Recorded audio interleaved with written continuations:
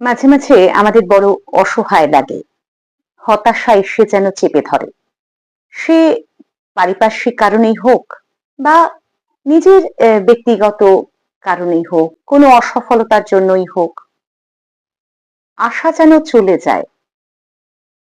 এই বিষয়ে আমার একটা গল্পের কথা, রূপক গল্প মনে পড়ল, যেটি সমাজ মাধ্যমে ভীষণভাবে চোখে পড়েছে। যদিও এই রূপক গল্পটির কে লিখেছেন সেটা জানি না আমি, কেউ জানলে অবশ্যই জানাবেন। যাই হোক, এই পোস্টটি আমাকে আমার এক বন্ধু পাঠিয়েছে এবং বলেছে এই গল্পটি যদি আমি শোনাই। আসলে গল্প তো জীবনের সঙ্গে জড়িয়ে থাকে এবং প্রত্যেকটি গল্পে কিছু না কিছু বার্তা থাকে, তেমন এই গল্পটির মধ্যেও রয়েছে ছোট্ট একটা গল্প। গল্পটি এরকম: একটি নিস্তব্ধ ঘরে 4টি মোমবাতি জ্বলছিল। ধীরে ধীরে মোমবাতিগুলো নিজেদের মধ্যে নিজেদের মতো করে কথা বলা শুরু করলো। প্রথম মোমবাতি পড়ল, আমার নাম শান্তি, কিন্তু এই অস্থির সময় মানুষ বোধহয় আমাকে আর চায় না, তাই আমার বোধহয় নিভে যাওয়াই ভালো। এই বলে সে নিভে গেল। দ্বিতীয় মোমবাতিটি বলল, আমার নাম বিশ্বাস, যেখানে শান্তির অস্তিত্ব নেই সেখানে বিশ্বাস কিভাবে টিকে থাকবে। এই বলে দ্বিতীয় মোমবাতিটিও নিভে গেল। এবার তৃতীয় মোমবাতি, যার নাম ভালোবাসা, সে বলল, এখন মানুষ আমাকে আর চায় না, মানুষ এখন ভীষণ স্বার্থপর হয়ে উঠেছে, সে নিজের প্রিয়জনকেও অস্বীকার করে, তাই আমার আলো আর কোনো কাজে আসবে না। এই বলে সেই তৃতীয় মোমবাতিটিও নিভে গেল।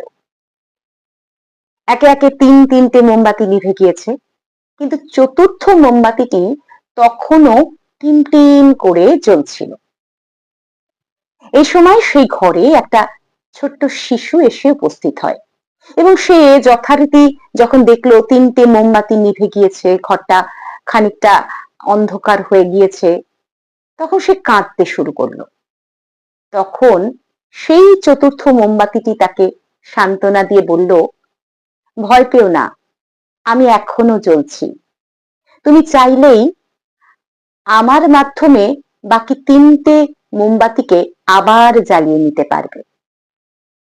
তখন এই কথা শুনে বাচ্চাটি আবার আনন্দ হলো এবং সে যেমনটা লেখা ছিল সে আবার ওই মোমবাতিটি দিয়ে যে 3টে মোমবাতি নিভে গিয়েছিল তাদের জ্বালিয়ে নিল এবং ঘরটি পুনরায় যথারীতি আলোয় আলোকিত হয়ে উঠল। এবার আসি গল্পটির মূল বার্তা কি।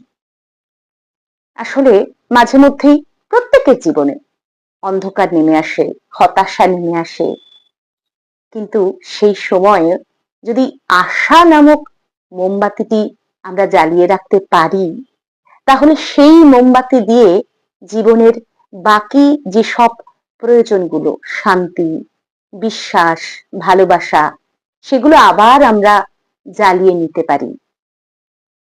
জীবনটা আবার সুন্দর হয়ে উঠতে পারে। তাহলে আশা ভীষণ গুরুত্বপূর্ণ। যে কোনো পরিস্থিতিতেই, যে কোনো মুহূর্তেই হোক না কেন, আশাহীন হওয়া যাবে না। আশা ছাড়া বাঁচা সম্ভব নয়। তাই যে কোনো পরিস্থিতির চাপেই হোক, এই আশা নামক মোমবাতিটিকে আমাদের বাঁচিয়ে রাখতেই হবে, নিজেদের জন্য, নিজেদের ভালোবাসার জনদের জন্য। এই গল্পটি ভালো লাগলে ছড়িয়ে দিন নিজেদের প্রিয়জনদের মধ্যে এবং কথায় কবিতায় মিঠুর পাশে থাকার অনুরোধ রইল। সবাই ভালো থাকবেন, আশায় থাকবেন। আগামী নিশ্চয়ই সুন্দর হবে। নমস্কার।